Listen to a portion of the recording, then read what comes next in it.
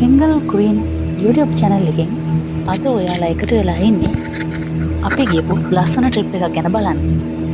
මේ ඔයගොල්ලෝ දකින්නේ ත්‍රිකුණාමලයේ මුහුදු වෙරළ. හරියටම තැන කිව්වොත් කෝණේශ්වරම් කෝවිල ගාව තියෙන මුහුදු වෙරළ.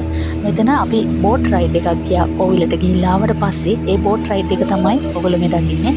ලොකු මුදලක් ගන්නෙත් නැහැ. ඇත්තටම 8 දිනක් වගේ තමයි මට මතක මේක දැන් ගිහිල්ලා ටික දවසක් නිසා හරියටම මට මතක නැහැ.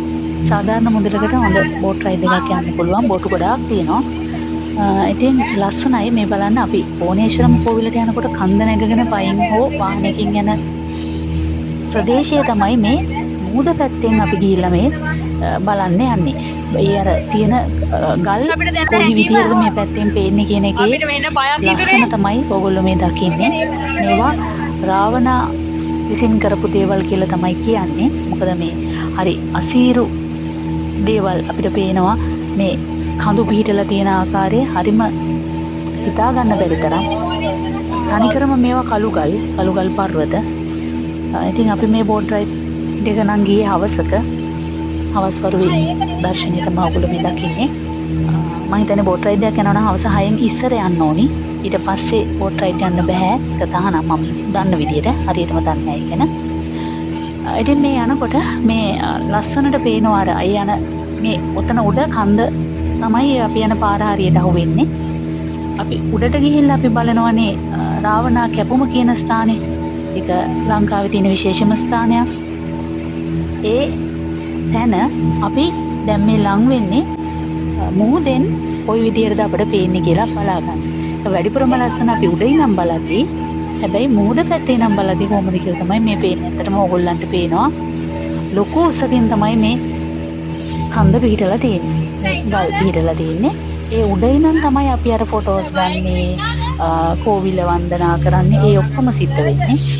නමුත් අපි දැන් යන්නේ මේ පල්ලෙහා ඉඳන් බලද්දී ඒක විශාලව අපිට පේනවා. ඊටාම උසින් තමයි පේන්නේ. මේ තමයි අර මම කියපු ස්ථානේ දැන්. අයිය අපි උඩ ඉඳන් බැලුවේ V shape එකකට තියෙන එක. පැත්තේ තමයි ඕගොල්ලන්ට දකින්න පුළුවන් වෙන්නේ. ඒ රාවණා නේද?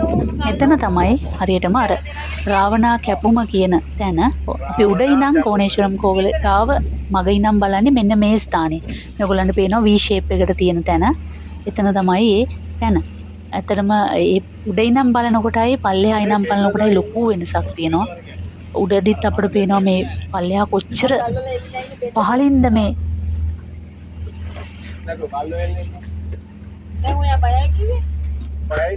ඉතින් කොච්චර ලස්සන තැන් තියෙනවද අපේ රටේ බලන්න. ශ්‍රී ලංකාව කොච්චර ලස්සන රටක්ද.